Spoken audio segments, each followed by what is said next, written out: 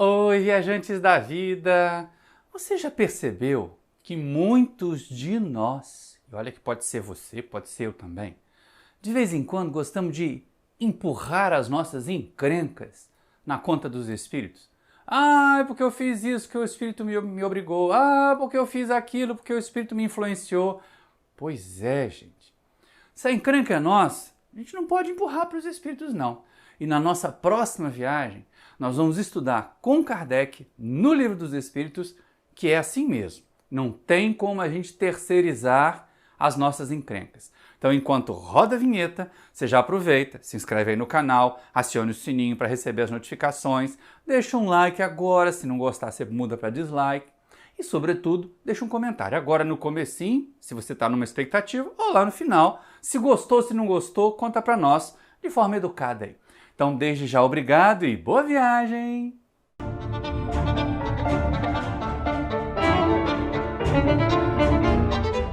Queridos irmãos, queridas irmãs da família espírita, você também, que não é espírita, mas que está aqui com a gente, buscando aprender, buscando melhorar. Seja bem-vindo, seja bem-vinda e que Jesus nos envolva em paz e harmonia nesse momento de estudos. Nós temos visto com muita frequência as pessoas querendo colocar a culpa mesmo, ou, quando a gente quer ser muito benevolente, a responsabilidade pelos nossos problemas, pelas nossas falhas, ou como o povo fala por aí, pelas nossas encrencas, na conta dos espíritos. Seja espírito encarnado ou desencarnado, né? Porque de vez em quando a gente põe a culpa na mulher, na sogra, nos filhos, no patrão. São espíritos encarnados para nossa infelicidade. Não, não é não. A maior parte das nossas encrencas é responsabilidade nossa mesmo. E Allan Kardec, lá no finalzinho do capítulo 9 da segunda parte do Livro dos Espíritos, aqui ó, o nosso Livro dos Espíritos, a base da doutrina espírita, ele vai fazer um estudo muito interessante. Num primeiro momento, quando a gente fez esse estudo lá no canal do Centro Espírita Paulo de Tarso, pareceu assim, a primeira olhada, gente, que imbróglio, que monte de temas meio desconectados, mas sabe que quando eu comecei a estudar, quando eu comecei a aprofundar, quando eu comecei a pensar mais naquela sequência de perguntas que aparece aqui, e não são poucas não, tá? Da 536 até 557. Kardec, na verdade, estava tentando trazer de volta, porque ela nunca deixou de ser nossa, né? Mas trazer de volta a responsabilidade para nós. Colocar a influência dos espíritos, lembra que alguns estudos atrás a gente falou sobre as influências espirituais, também tocando em questões anteriores aqui do Livro dos Espíritos? Pois é, nesse finalzinho de capítulo, Kardec pega 4 blocos, 4 conjuntos de perguntas, na verdade um bloco tem uma pergunta só, mas para tratar de assuntos que parecem assim muito diferentes. Olha só que coisa interessante. Nas questões 536 até 540, ele fala da influência dos espíritos, da ação dos espíritos nos fenômenos da natureza. Tsunami, tempestade temporal, furacão, terremoto. Será que o espírito produz isso? Parece um assunto longo, né? São 4, 5 perguntinhas só. Aí ele avança mais um pouquinho e ele vai fazer algo que, puxa vida, quando a gente estudou a primeira vez, parecia tão longe, né? Tão distante, mas hoje, como a gente está gravando esse vídeo aqui ó, em 2023, nós temos simplesmente 2 guerras chamando a atenção do mundo e um monte de outras pequenininhas. Então Kardec vai estudar, num segundo conjunto de blocos, da 541 até a 548, aqui do nosso base, a ação dos espíritos durante os combates. E espírito causa guerra, espírito fomenta a guerra, espírito torce para um lado, espírito torce para o outro. Vamos chegar lá. E aí a gente pensa assim, bom, isso aí é influência grande, né? Sobre os fenômenos da natureza, sobre o planeta, sobre um grupo de soldados, sobre os exércitos. Mas será que os espíritos influenciam um ponto pequeno na gente? E aí Kardec traz um outro conjunto muito interessante, que são os pactos. Tem isso? Tem acordo que se faz com o espírito? 2 perguntinhas só, 549, 550. E emendado nos pactos, pelo menos isso tem a ver, pelo menos isso tem uma conexão imediata, os tais talismãs, os tais amuletos. Será que usar um patuá, será que usar um objeto vai ajudar a gente a ter sorte, a afastar os maus espíritos e atrair os espíritos bons? Parece um imbróglio esse monte de perguntas. E finalmente o codificador termina com a questão 557 perguntando a respeito das bênçãos e das maldições. Porque de vez em quando o pessoal chega no centro, ai, alguém me amaldiçoou, alguém fez macumba para mim, tira essa macumba de mim. Isso não acontece no centro espírita, gente. No trabalho da desobsessão, no tratamento da desobsessão, na mediúnica, a gente socorre os desencarnados, sofredores, ignorantes, às vezes até malvados. E no trabalho da evangelização, na reunião pública, na campanha do quilo, na evangelização se for criança, nós tratamos os encarnados que estão ali trocando pensamentos e energias com os espíritos inferiores. Mas mandar coisa mal feita, trabalho, despacho, essas coisas, tem muito não. Pelo menos a doutrina espírita não dá respaldo para isso. Se outras formas de pensar preferem acreditar sim, preferem terceirizar a encrenca, aí já não é mais responsabilidade nossa. Mas é exatamente esse conjuntinho de questões que nós vamos tratar.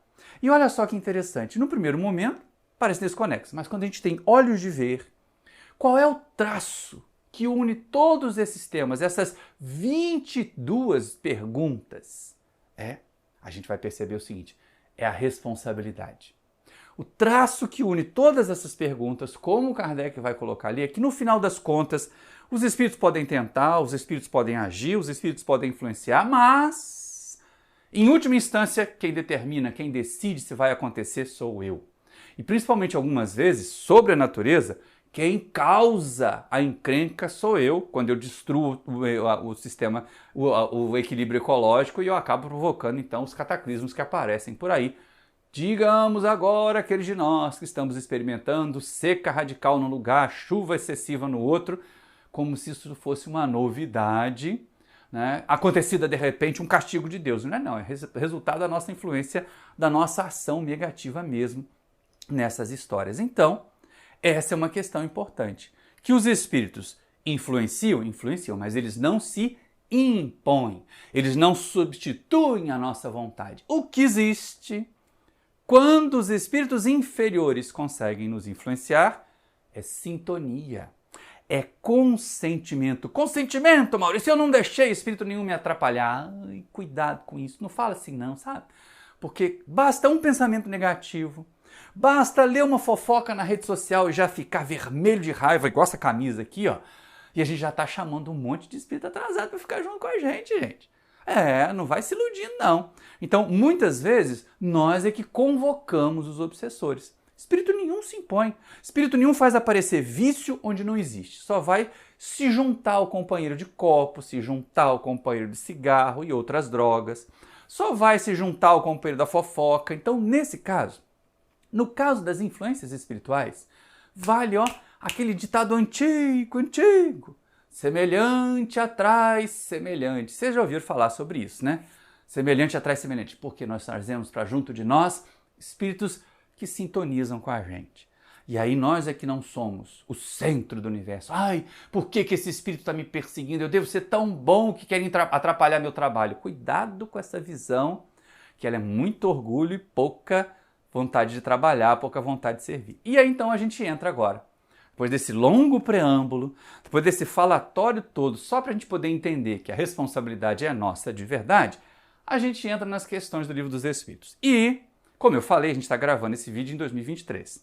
E já aconteceram vários fenômenos. No Brasil, fora do Brasil, fenômenos ditos naturais, revoluções dos elementos da natureza, né? Terremoto no Marrocos, chuva na Líbia, chuva no sul, seca no norte. Olha, a Amazônia seca, gente.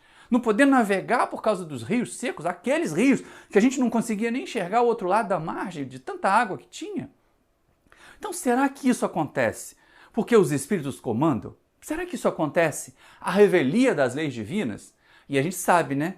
Lá na terceira parte do Livro dos Espíritos, nós vamos aprender o seguinte: todas as leis naturais são leis de Deus. As leis físicas também. As leis que regem o mundo físico também. E todos esses cataclismos, todos esses fenômenos naturais têm explicação nas leis físicas. Agora, eles podem ter causa na interferência humana, isso é verdade. Então, quando Kardec começa a perguntar, ele já entra aí na questão 536 assim: puxa vida, isso acontece porque Deus quer? Porque não é capciosa a pergunta, né? É com a vontade de Deus? Porque, puxa vida, Deus vai mandar um temporal que vai arrastar minha casa? Deus vai mandar um terremoto que vai derrubar um prédio em cima de mim? A gente gosta de se sentir coitadinho, né? Gosta de terceirizar até para Deus, quando na verdade nós sabemos. O Criador nos criou por amor. Tudo que está nas leis divinas visa a nossa felicidade, ao nosso progresso. Se não está acontecendo ainda, a responsabilidade, cai sempre nos nossos ombros. Mas Kardec pergunta para os amigos espirituais assim, são devidos a causas fortuitas ou, ao contrário, têm todos um fim providencial os grandes fenômenos da natureza, os que se consideram como perturbação dos elementos? Aí, antes da gente ler a resposta dos espíritos, olha a pergunta, porque assim, Kardec pergunta se tem um fim providencial. Quer dizer, se tem um motivo para acontecer aqueles fenômenos naturais, as grandes tempestades, os terremotos e tudo mais. E aí, olha que coisa interessante, porque os espíritos vão responder sim, lógico. Né? Tudo faz parte das leis divinas, olha só. Tudo tem uma razão de ser e nada acontece sem a permissão de Deus. Uai! Mas olha só, se acontece, se Deus deixa e se causa destruição, Deus está querendo causar destruição? Deus está querendo me castigar? Deus está querendo castigar o meu país? Kardec foi impertigado com isso também e jogou a questão 536A, para a gente poder entender. Afinal de contas, acontece por minha causa, parece coisa da propaganda de um biscoito que tinha no passado, né? É sempre fresquinho e porque vende mais ou vende mais porque é sempre fresquinho? Aqui a gente pergunta assim, aconteceu porque eu estava lá ou eu estava lá porque ia acontecer, não é? E aí Kardec pergunta assim, objetivam sempre o homem esses fenômenos? Resposta, às vezes tem como imediata razão de ser o homem, quer dizer, a humanidade. Na maioria dos casos, entretanto, tem por único motivo o restabelecimento do equilíbrio e a harmonia das forças físicas da natureza. Ou seja, tira o olho do seu umbigo, porque a gente não é centro do universo. Né? Não está ligado aqui no nosso umbigo o resto do universo girando em volta desse umbigo da gente. Não está.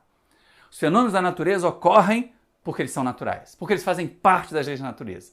E muitas vezes, como ele diz ali, só visa restabelecer o equilíbrio. Ah, então aí está.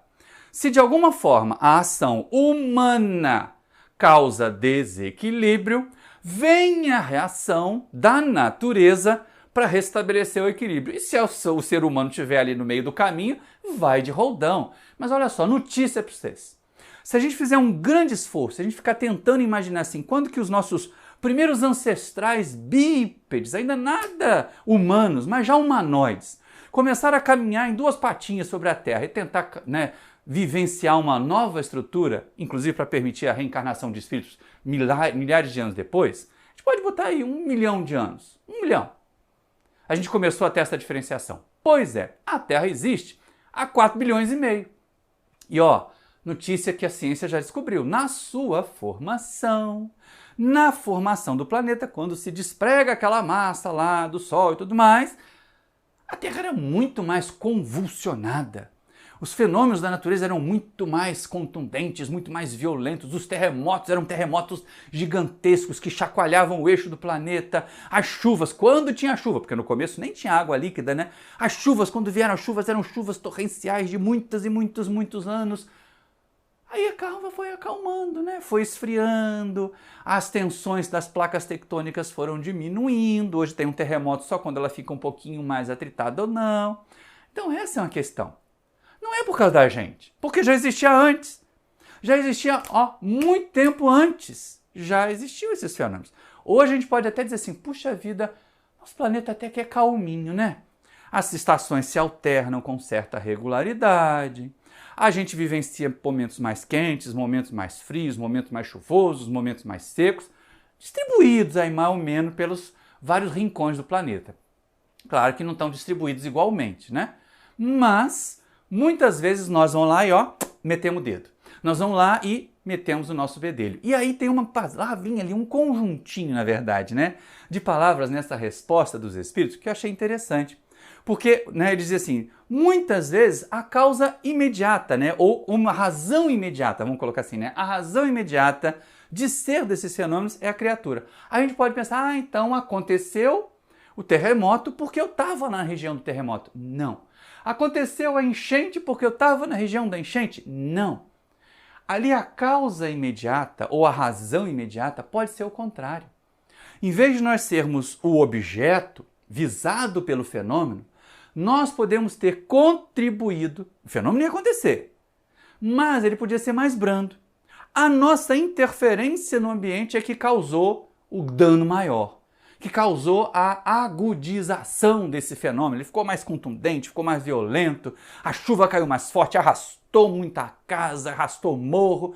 Mas porque tinha casa no morro, não é? Se não tivesse, descia só o morro, ninguém ia nem perceber. Então essas são questões que a gente tem que estar muito atento. Mas, mesmo assim, são fenômenos muito fortes. São movimentos muito intensos de massas de matéria, nas chuvas, nos terremotos, né, nos maremotos. Será que os espíritos interferem nisso? Será que espíritos desencarnados, sem corpo físico, poderiam mexer com isso? E aí?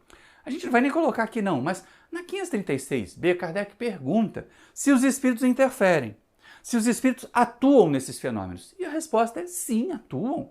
Atuam sim, eles têm. E aí isso lembra a gente assim, puxa, mas olha só, lá no passado, lá na mitologia antiga, seja na nórdica que você tinha o deus do trovão, na grega que você tinha a deusa da agricultura, Zeus que ficava jogando raio na cabeça dos outros, você tinha sempre uma associação de divindades com os fenômenos da natureza, não é? Se criava essa ideia, que é o que Kardec pergunta na questão 537. Isso aí explica as várias mitologias, essa ideia de que os deuses, espíritos, né, interferiam nos elementos da natureza, os agitavam, os acalmavam para atingir as pessoas. Os espíritos, olha, mais ou menos, né? Não é essa ideia assim tão precisa, mas um dia chega lá. Tem uma razão de ser, tem um fundinho. As mitologias têm um fundinho de verdade. Qual é? Que os espíritos podem atuar sobre os elementos materiais. Isso nós vimos nas materializações, nós vimos na origem da codificação, esse monte de situações assim. E aí vem um dado interessante. Vem algo que a gente precisa estar sempre assim, muito atento. Espera aí, como é que eles fazem? Vocês já imaginaram um espírito soprando nuvem? Vou chegar a nuvem lá para fazer cair a chuva? Não é muito bonita essa imagem não, né? Ou então vocês já imaginaram meia dúzia de espíritos chacoalhando as placas tectônicas para provocar um terremoto? Também não é bonita essa ideia. E é aí que Kardec começa a se perguntar como é que eles interferem na natureza. Ora, na época do Kardec, não tinha uma coisinha muito legal que hoje a gente usa como se fosse como se fosse água, né? Como se fosse uma parte do nosso corpo. A preguiça é tanta que a gente não levanta mais para trocar de canal, não levanta mais para ligar um ar-condicionado, para desligar um ventilador, não é? A gente usa o controle remoto. Como é que funciona o controle remoto aí, hein? Tem um fio ligado nele? Antigamente até podia ter. Hoje não tem. Hoje o controle remoto é simplesmente uma emanação, uma onda eletromagnética que sai de um dispositivo aqui que eu aciono, ou do ar-condicionado, ou da televisão, ou do ventilador, e alcança um sensor. Esse sensor recebe essa energia, traduz essa energia e mecanismos físicos vão atuar materialmente. Pois é, os espíritos atuam do mesmo jeito. A ação é a inteligência que atua. Movimenta energia, acumula energia, trabalha as energias em torno dos elementos materiais, fazendo com que eles se movam. Espírito tem controle remoto na mente. É a mente que faz mover as energias, é a mente que atua para que a gente possa ver o que está acontecendo. Então, essa é uma questão interessante, que a gente vai observar. E Kardec pergunta na 538 se são espíritos de elevada categoria, se já viveram na Terra. E a gente percebe o seguinte, olha, é um pelotão. Tem desde aqueles que sabem muito, que conhecem física muito além dos nossos melhores físicos, conhecem a ação dessas energias, desses raios sobre a matéria, são os dirigentes. Até aqueles outros que simplesmente vivendo, pensando, atuando, emitem essas energias, que são conduzidos. E alguns, olha que coisa interessante na questão 538, nem entraram na fase humana da evolução ainda, nem viveram na Terra ainda como homens. Isso explica muito aquela teoria dos elementais. Dos elementais, lembra? Já ouviu falar disso? Se não ouviu, isso faz mais parte lá daquelas doutrinas orientais. Mas dos elementais, os espíritos da natureza. Mas eu tenho certeza, você é meu amigo, minha amiga ocidental, que já ouviu falar de fada, de gnomo, pelo menos nos filmes da Disney, né? Pois é, fada, gnomo, salamandra, duende, são aqueles símbolos mitológicos desses seres que ainda não entraram na fase humana da evolução, que estão na transição do animal para o humano e aí habitam, têm já uma inteligência desenvolvida, não estão na matéria, nunca ninguém achou um esqueleto de uma fadinha, um esqueleto de um duendezinho, não. Porque esses seres existem só no mundo espiritual. São perispíritos em transformação. Podem ser vistos por médiuns, talvez por isso as imagens das fadinhas com asinhas, dos anõezinhos, dos duendinhos, das orelhinhas pontudas, porque os médiuns os viram assim. Mas não são seres ainda humanos, não são espíritos que estão ainda na fase humana, mas já atuam sobre a natureza. Mais fácil ainda, né? Porque como eles estão mais próximos do mundo material, mais facilmente as energias que eles emitem atuam sobre o mundo material. Então nós temos desde essa escala do antes de ser humano até o topo da nossa escala, muito acima da nossa condição aqui, ó, encarnado na Terra, trabalhando para que os fenômenos da natureza ocorram. São aos milhares, são multidões de seres atuando, não é umzinho só não. Não vamos imaginar que tem lá um Zeus, como faziam os gregos, né, sentado num trono no Olimpo, olhou para a cabeça do Maurício e tchá, joga um raio, aí eu morro carbonizado. Não vai acontecer.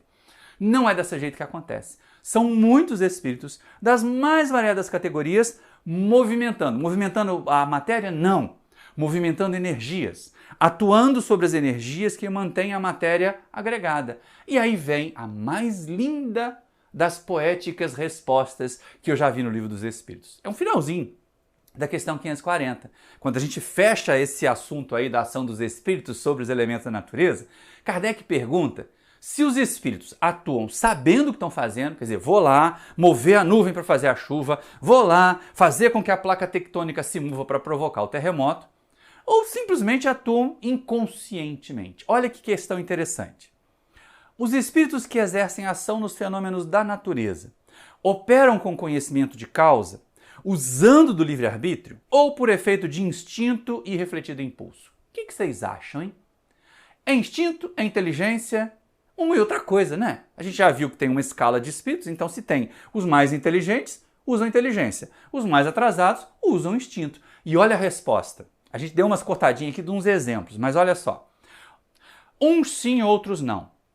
Os espíritos mais atrasados oferecem utilidade ao conjunto, enquanto se ensaiam para a vida, antes que tenham plena consciência dos seus atos e estejam no gozo do pleno livre-arbítrio. Atuam em certos fenômenos de que inconscientemente se constituem os agentes. Primeiramente executam. Mais tarde, quando suas inteligências já houverem alcançado um certo desenvolvimento, ordenarão e dirigirão as coisas do mundo material. Depois, poderão dirigir as do mundo moral. É assim que tudo serve, que tudo se encadeia na natureza, desde o átomo primitivo até o arcanjo, que também começou pelo átomo. Que frase linda essa final. Ela não é exatamente a finalzinha não, mas aquilo ali que a gente deixou já em amarelinho para vocês verem é mais interessante. Tá? Por quê? Ele mostra esse encadeamento. Há espíritos que atuam sobre os fenômenos da natureza conscientemente, são os dirigentes. E há aqueles outros que pelo simples ato de viver, pelo simples ato de existir, pelo simples ato de treinar, atuar sobre a matéria, já contribuem para esses fenômenos acontecerem. E é exatamente a mesma coisa nas outras instâncias. A gente agora sai aqui do campo da natureza e começa a pensar no que acontece nos campos de batalha. Eu achei interessante Kardec perguntar isso, mas fazia sentido, né? A França e a Alemanha, ainda nem reunificada, né, ou neounificada, viviam as turras, viviam as brigas. Tinha muita guerra naquela época de Kardec. Então perguntar sobre guerra, e principalmente perguntar sobre a influência dos espíritos nas guerras, já que boa parte das mitologias tinham os seus deuses da guerra, não é? Tinham os seus deuses que influenciavam, que lutavam, e até que espíritos que tomavam partido de um lado, partido do outro, eram, né, os exércitos lançavam, antes de lançar os soldados, lançavam os deuses de um contra o outro, imaginando poder obter esses favores, essas benesses aí do mundo espiritual. Então, quando Kardec trata da ação dos espíritos durante os combates, faz sentido para ele. E não é que agora, século XXI, faz sentido de novo? Para e pensa. Porque o que tem tomado noticiário nesse ano de 2023 são guerras que envolvem países ricos ou que envolvem longas, mas longos desentendimentos. Mas tem um monte de guerrinhas acontecendo, né? Tem um monte de países que são desconhecidos, de localidades, de grupos étnicos que estão brigando com grupos étnicos. Por que tanta guerra na Terra? E aí já vem um primeiro alerta. Se a gente quer que esse planeta vire um planeta de regeneração, não pode ter guerra. Não pode ter fome. Onde morre gente de fome, não é regeneração. Onde gente mata gente para obter os recursos naturais, não é mundo de regeneração. Ainda é mundo de provas e expiações. Às vezes até mais perto de mundo primitivo. Graças a Deus não é o nosso caso, não. Hoje as guerras escandalizam. Hoje as guerras nos deprimem. Mas elas ainda acontecem. O que prova que nós ainda estamos aqui, ó, nas provas e expiações, tendo que trabalhar muito. Não é ficar esperando acontecer, não, hein, gente? Tendo que trabalhar muito para esse planeta deixar de ser. Temos que moralizar muito a nós mesmos, para a gente dar exemplos para melhorar a situação dos outros. E aí, quando Kardec pergunta, quando Kardec fala de guerra, ele traz o seu olhar de cidadão europeu do século XIX, em que a Europa era o centro do mundo, quando não, algumas pessoas achavam que a Europa era o centro do universo, não é? Então, os outros eram povos bárbaros, os outros eram criaturas incivilizadas, o europeu era superior, o europeu era mais evoluído, o europeu era... E não tem jeito, né? Criado nesse caldo de cultura, de vez em quando, a gente fica maniqueísta. Não vamos, né, jogar pedra no professor Rivaio aqui quando faz a pergunta. Mas, olha só, se nas perguntas sobre guerra, às vezes Kardec é muito eurocêntrico, muito antropocêntrico, ou então muito maniqueísta, quer dizer, existe um lado bonzinho e um lado malvado numa guerra, que a gente vai ver agora na questão 542, os espíritos não foram maniqueístas, os espíritos não tomaram partido. E esse é um dado interessante, por quê? Para a gente olhar essa resposta para os dias de hoje, e nenhum de nós vai tomar partido em guerra de ninguém. Guerra não é para ter torcida, gente. Porque na questão 541, Kardec pergunta se os espíritos se interessam pelas guerras. Sim, eles se interessam. Mas como, Maurício? Vamos imaginar aqui. A gente passa 2, 3 encarnações reencarnando no mesmo povo, na mesma etnia, no mesmo grupo, na mesma localidade. Cria esse ranço de nacionalismo, né? Eu acho que só aquele meu país, que só aquele meu povo, que só aquela minha cultura me satisfaz. O outro que quer um diferente, o outro que vive um diferente, pode ser visto como inimigo. Se eu desencarnar, eu vou deixar de pensar desse jeito? Muito provavelmente não. As criaturas que estão guerreando agora, que se opõem agora, se elas não tiverem um corpo físico, elas vão virar tudo amiguinhos se beijando por aí? Não vão. Então temos espíritos desencarnados, medianos, atrasados, muito atrasados, que se interessam pelas guerras exatamente como a gente e que fazem torcida. Que ficam torcendo por um lado, ficam torcendo por outro. Aí chama a atenção do codificador. Na questão 542, bom, eu digo, ele foi ali um tanto maniqueísta, né? Deixando de lado um passado, mas olha só a pergunta. Estando numa guerra, a justiça sempre de um dos lados, como pode haver espíritos que tomem o partido dos que se batem por uma causa injusta? Aí nós temos que olhar 2 questões aqui, antes de ver a resposta. Primeiro, será mesmo que a justiça está num dos lados? A gente de vez em quando observa nas famílias a história do irmão caçula e o irmão mais velho, principalmente quando a diferença de idade é muito grande, em que o irmão caçula é um baixotinho pequenininho e o mais velho já é um adolescente aborrecido. O que o caçula faz? Ele sabe que ele é pequeno, ele sabe que ele é frágil, aí ele vai lá e cutuca o mais velho, ele vai lá e provoca. Ele vai lá e rasga o livro do mais velho. Ele vai lá e mexe no videogame do mais velho. E o mais velho vai aguentando. Até uma hora que o mais velho não aguenta e dá um safanão no pequeno. Aí o que o pai e a mãe faz? Bota o mais velho de castigo. Você é maior! Você tinha que entender o seu irmão. Pois é, gente, mas foi o capetinha do caçula que provocou muitas vezes. No que diz respeito às guerras, se a gente olhar o hoje, é claro, o agressor, o que quer oprimir, ele precisa ser freado. A agressão de hoje requer defesa. Cuidado para a gente não transformar defesa em vingança, tá? Porque muitas vezes, assim, eu vou devolver a agressão que eu recebi. E devolve 10 vezes mais a agressão que recebeu. Isso é vingança, isso não é defesa. Defesa é impedir que o agressor consiga continuar te agredindo. Mas a gente olhando hoje vai agir assim. Mas olha só, gente. Olha a história. Observa a história desses povos. Será que eles já não vinham se atritando antes? Será que aquele que hoje foi agredido, o irmão caçula, não, prejudicou, não provocou, não cutucou o irmão mais velho durante um longo tempo, até que o irmão mais velho não aguentou mais e reagiu violentamente? Não estou justificando. Não estou dizendo que deva reagir violentamente. Nem o irmão mais velho com o irmãozinho caçula, nem um país com o outro.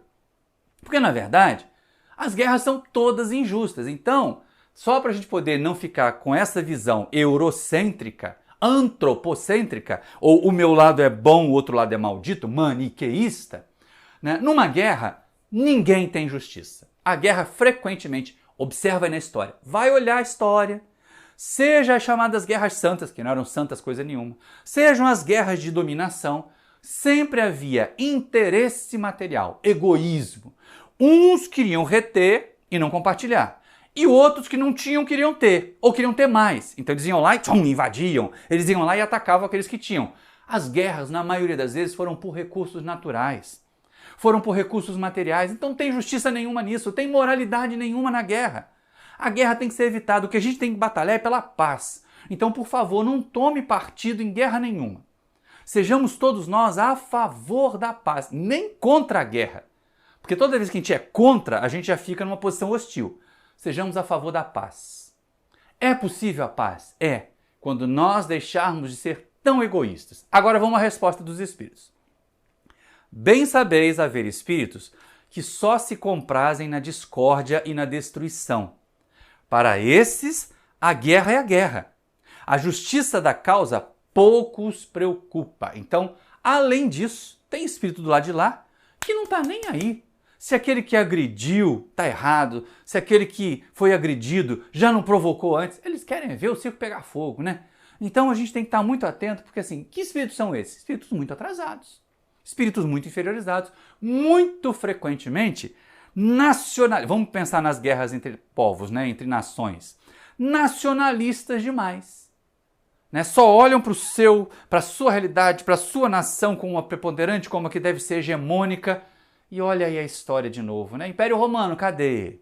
Império Napoleônico, cadê? Cadê as grandes potências do século XX? Cadê? Não vão passando, não vão se gastando, não vão moralmente falindo.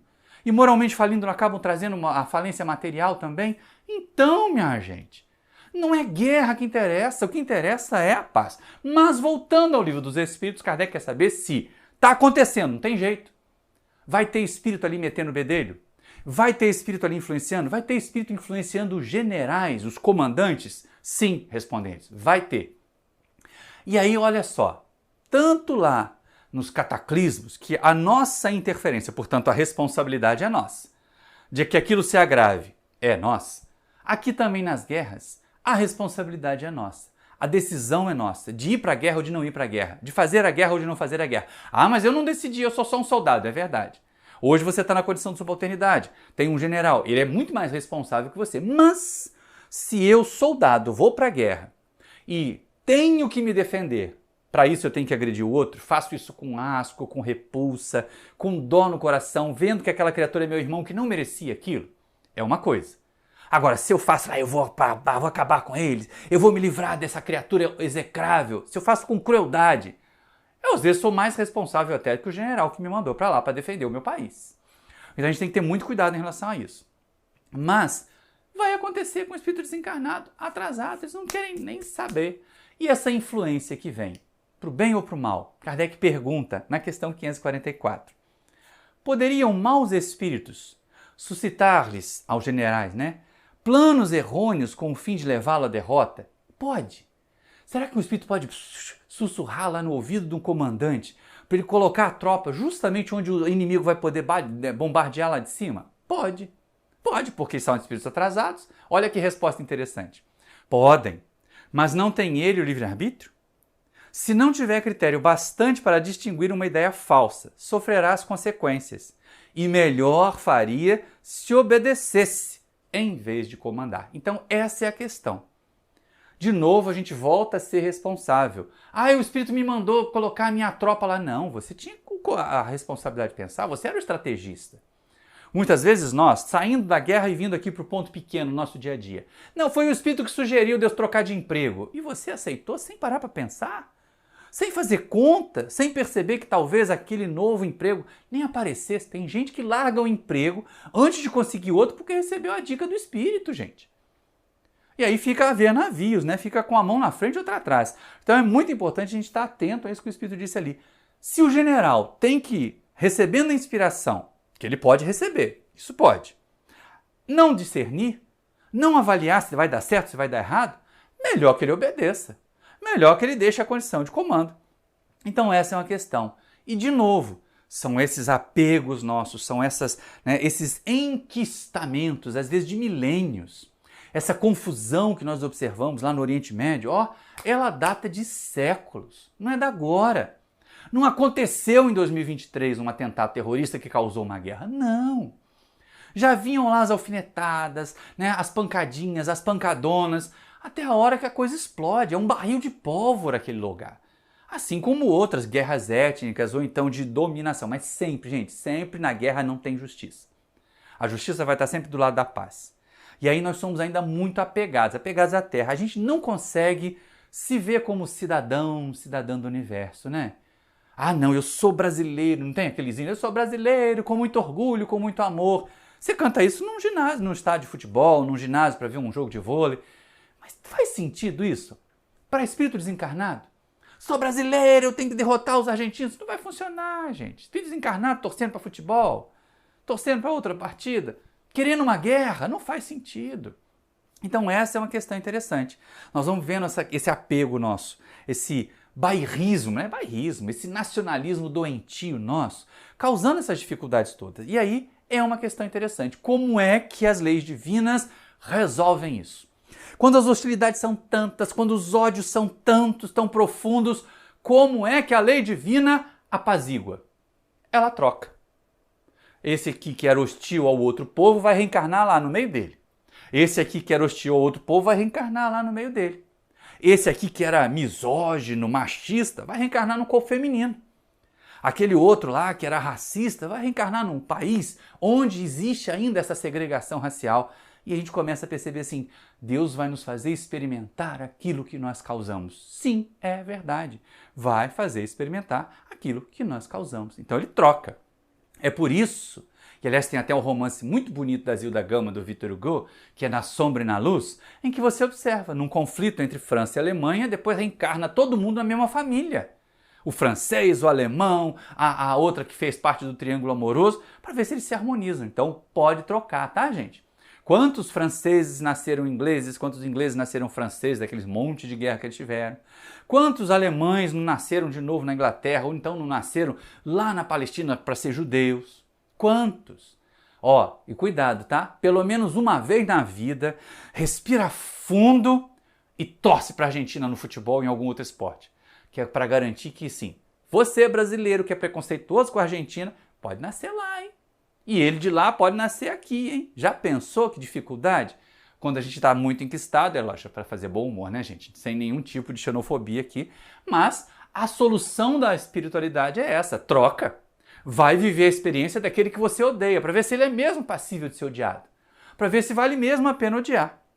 E isso acontece nos pontos grandes. Mas, olha como Kardec é inteligente, né? Ele começa dos fenômenos da natureza, aí baixa para os exércitos, para as coletividades guerreiras, os espíritos influenciando, e depois ele vai baixar mais para os indivíduos. Será que eu posso, Maurício, um indivíduo, posso contar com a ajuda dos espíritos como meus auxiliares nas coisas que eu quero fazer? É uma questão a se perguntar, não é? É uma questão a gente querer saber. E aí vai aparecer uma questão muito interessante. Kardec vai estudar os pactos, as influências dos talismãs, dos amuletos sobre os espíritos. Ele já começa com essa história aí, tem pacto? Porque uma das tradições que nós herdamos e que aparece muito nos filmes de terror, né, que o Oscar Wilde colocou lá no Retrato de Dorian Gray, né, ele fez um pacto e aí o que acontecia, a maldade dele ficava no quadro e ele ficava sempre jovem. Pois é, né? Isso aí são pactos com forças do mal, pactos para poder fazer maldades. Será que existe isso? Será que a gente pode convocar um demônio para fazer um pacto com ele? Bom, primeiro, o espiritismo já deu errado. Já não vai funcionar. Por quê? Não tem demônio. Não existem Demônios. Se não tem demônio, não tem pacto com demônio. Olha o que Kardec pergunta na questão 540 e olha a resposta que os espíritos dão. Algo de verdade haverá nos pactos com os maus espíritos? Não. Não há pactos. Há, porém, naturezas más que simpatizam com os maus espíritos. Aí ele dá um exemplo da gente atormentar o vizinho e volta. Aquele que intenta praticar uma ação má, pelo simples fato de alimentar essa intenção, ou bastou pensar no mal, chama em seu auxílio maus espíritos, aos quais fica então obrigado a servir, porque dele também precisam esses espíritos para o mal que queiram fazer. Nisso apenas é que consiste o pacto. Essa é a questão, gente. Não tem um acordo, um contrato. Por mais que os filmes de terror mostrem lá aqueles contratos, assinado com sangue, assinado com uma caneta demoníaca, não existe nada disso. O que existe é o meu sentimento ruim, o meu pensamento ruim, as minhas ideias equivocadas atraem para junto de mim espíritos atrasados assim. Então não tem pacto, até porque não tem demônio para fazer pacto com ele, não é, gente? Mas a gente tem que estar bastante atento, porque assim, não tem como vender a alma para o diabo, porque primeiro as nossas almas não estão à venda, segundo não tem diabo. Então a melhor coisa é a gente entender o seguinte, se tem espírito atrasado, juntando energias com as minhas para fazer o mal, eu consenti. Pode ser muito interessante quando eu tenho interesse em fazer o mal, mas a hora que eu não quero mais, será que esse espírito vai embora facilmente? Ou ele vai ficar ali, subjugando a gente? Ou ele vai ficar ali tentando de todas as vezes continuar usando as nossas energias?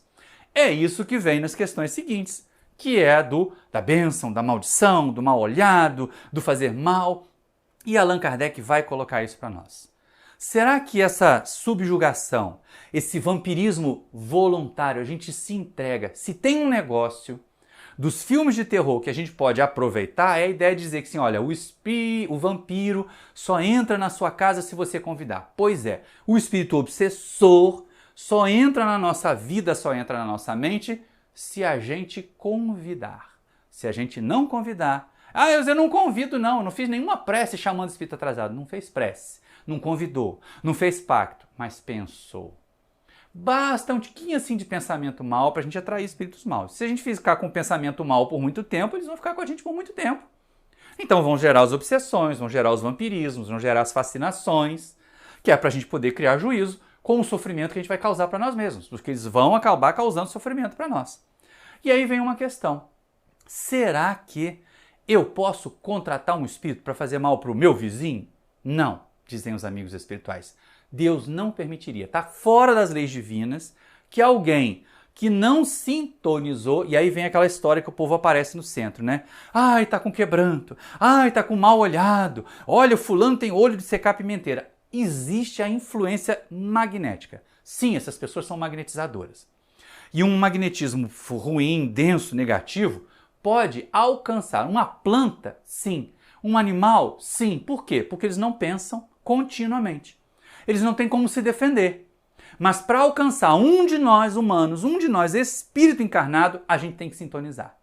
A gente tem que permitir, a gente tem que convidar pelo pensamento os espíritos atrasados para estarem com a gente. Então não vem com essa história de quebranto mal olhado, macumba que mandaram para mim, porque não manda. É a gente mesmo que vai buscar com o pensamento equivocado, com o pensamento ruim. E essa é uma questão importante. Quando na questão 551 os espíritos dizem, não, Deus não permite que alguém se associe com o espírito para mandar um mal feito para alguém. A gente acaba com essa história do fizeram macumba para mim, não é?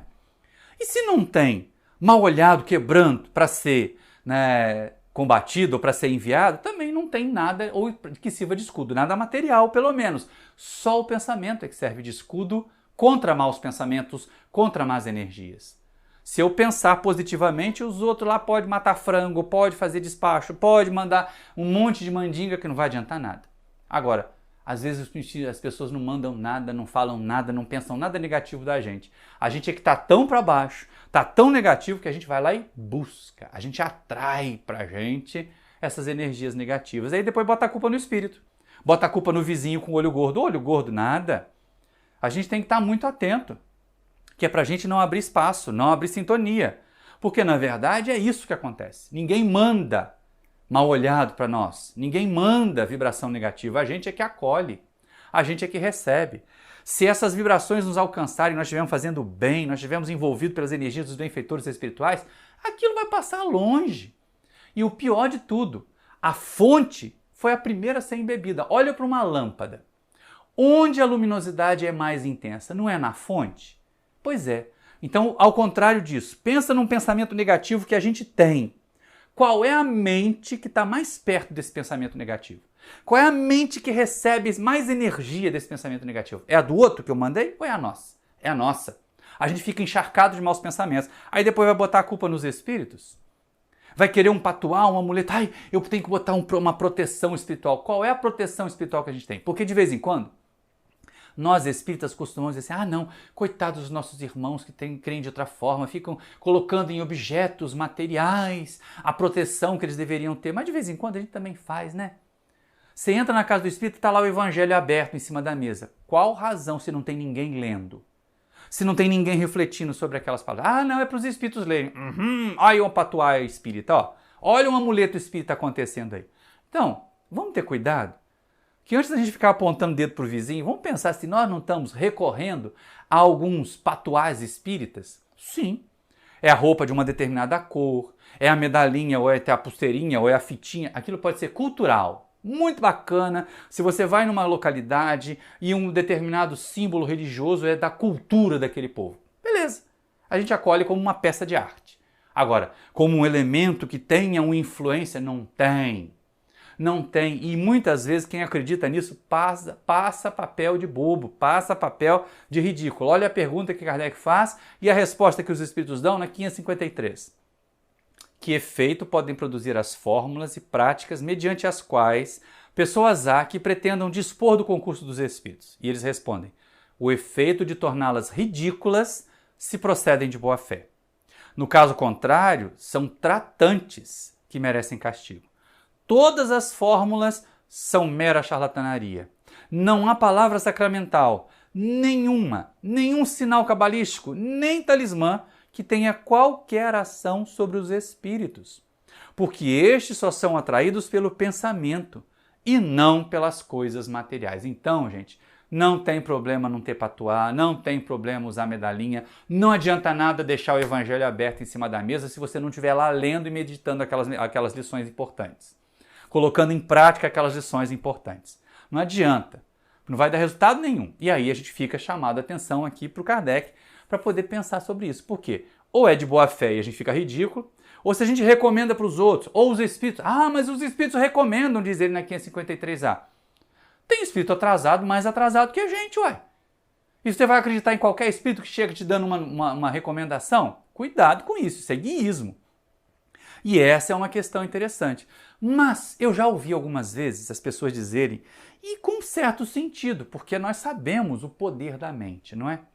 Todos nós que somos espíritas, acabamos de ler naquela resposta ali a ideia de que o que atrai os espíritos ou repele os espíritos é o pensamento. Pois é, se é o pensamento, se eu pensar que o amuleto, se eu pensar que a medalhinha, se eu pensar que a fitinha tem poder, será que o meu pensamento não atrai os espíritos e faz acontecer? Pode acontecer, não é? Muita gente pode achar que é assim. E aí Kardec teve essa ideia de perguntar para os espíritos. A resposta é maravilhosa, mas vamos com a pergunta porque ela também é inteligentíssima. Olha só. Não pode aquele que, com ou sem razão, confia no que chama virtude de um talismã, atrair um espírito por efeito mesmo dessa confiança? Visto que, então, o que atua é o pensamento, não passando o talismã de um sinal que apenas lhe auxilia a concentração? Mas não é? Não é a mesma pergunta que a gente faz? E aí olha a resposta que os espíritos vão dar. Presta atenção com a gente aqui. É verdade, mas da pureza da intenção e da elevação dos sentimentos depende a natureza do espírito que é atraído. Ora, muito raramente aquele que seja bastante simplório para acreditar na virtude de um talismã deixará de colimar, de objetivar um fim mais material do que moral. Qualquer, porém, que seja o caso, essa crença denuncia uma inferioridade e uma fraqueza de ideias que favorecem a ação dos espíritos imperfeitos e escarninho que debocha, Então, esse é o perigo do talismã. Eu colocar a confiança no talismã e não em mim, o dia que eu perder o talismã, ou o dia que eu deixar de acreditar no talismã, eu perder a confiança também, a autoconfiança. Ou pior, abrir espaço para que espíritos brincalhões comecem a me dar recomendações que não cabem, que não têm a menor razão de ser. Então, essa é a questão interessante. E aí Kardec começa, mas tem gente que faz isso. Tem gente que magnetiza e cura, tem gente que magnetiza e adoece. Sim, mas eles não são bruxos, não são feiticeiros no sentido de andar de vassoura, eles não têm superpoderes, gente. Que é o que a gente vê nas questões 555 e 556. São apenas bons magnetizadores, boas magnetizadoras. Você aí que acredita na vizinha rezadeira que reza quebrando e que a pessoa melhora, sim, porque ela é uma excelente magnetizadora. Ela está removendo os fluidos negativos em que a pessoa está envolvida e envolvendo em fluidos bons, que podem inclusive melhorar a saúde do corpo. Mas não tem superpoderes, não são bruxos para ser queimados, não vão sair voando de vassoura, não vão torcer o nariz e a gente vai virar um sapo, nada disso. São apenas magnetizadores, eles fazem ver as energias. E se nós estamos receptivos, as energias nos atingem, para o bem ou para o mal. Mas se nós não estivermos receptivos, se nós estivermos recebendo só energias boas, pode matar tantas galinhas que quiser que não vai pegar nada. Essa é a questão. E mais uma vez, com as questões 554, 555, 556, a gente percebe assim, a responsabilidade é nossa. Pode mandar à vontade, não vai pegar, não pega. Macumba não pega, mal olhado não pega, se a gente não for buscar. Buscar como, Maurício? Com um pensamento negativo, com um pensamento inferiorizado, com um pensamento deprimido. É assim que as pessoas nos intimidam. Ah, fizeram macumba para você. Aí eu acredito. Nessa que eu acredito, eu começo a deixar os pensamentos infelizes tomarem conta da minha vida. Acontece alguma coisa errada, gente, tá vendo? Foi a macumba. Tá vendo? Foi o mal olhado. E aí eu vou atraindo essas energias. Não pode. Para fechar o nosso estudo, Kardec vai perguntar sobre essa história do bênção ou maldição, né? Porque não tem? Ah, maldito seja! Aí a pessoa fica se sentindo amaldiçoada e aquilo fica impregnado na mente dela. Tanto,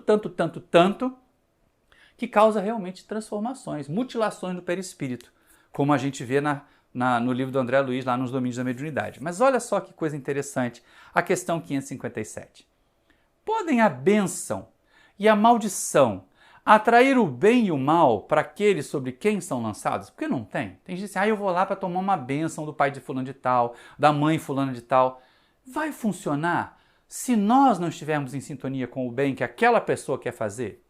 Ou então, o fulano de tal me amaldiçoou, agora já era, vai dar tudo errado na minha vida. Vai, se a gente acreditar, se a gente deixar acontecer. Se não deixar, não vai acontecer não, porque não depende dos espíritos, não dá para transferir a encrenca para eles. A resposta que os espíritos dão para Kardec é a seguinte: Deus não escuta a maldição injusta, e culpado perante ele se torna o que a profere. Como temos os dois gênios opostos, o bem e o mal, pode a maldição exercer momentaneamente influência, mesmo sobre a matéria. Tal influência, porém, só se verifica por vontade de Deus, como aumento de prova para aquele que é dela objeto e merecedor, né? Demais, o que é comum é serem amaldiçoados os maus e abençoados os bons. Jamais a bênção e a maldição podem desviar da senda da justiça a providência, que nunca fere o maldito, senão quando mal, e cuja proteção não acoberta, senão aquele que a merece. Ponto. Então é a gente que vai buscar de novo. Nós é que somos responsáveis de novo. Doutrina espírita não é doutrina de culpa, doutrina de medo. Também não é doutrina que a gente possa terceirizar os nossos BOs, né? Terceirizar as nossas encrencas e botar a culpa nos espíritos. Você aí, meu irmão, minha irmã, que chegou com a gente aqui até o fim desse estudo, pare e pensa se acredita nesses negócios. Porque é melhor rever suas posições, estudar mais profundamente aqui essas questões do Livro dos Espíritos. Porque o que tem que acontecer somos nós escolhermos sintonizar com os espíritos melhores. Colocar em prática o nosso bem, a capacidade de fazer o bem. Isso é o melhor dos amuletos. O bem que se pratica, a obra do bem feita é o melhor dos amuletos que nós podemos recorrer. E eu espero que realmente a gente consiga, que nós sejamos a paz, disseminando paz no mundo. Que aí a gente acaba com as guerras, acaba não interferindo com a natureza, causando dano à natureza, que acaba voltando para nós. sejamos nós os artífices da nossa felicidade. Muito obrigado pela sua atenção, que Jesus nos envolva a todos e até a próxima palestra.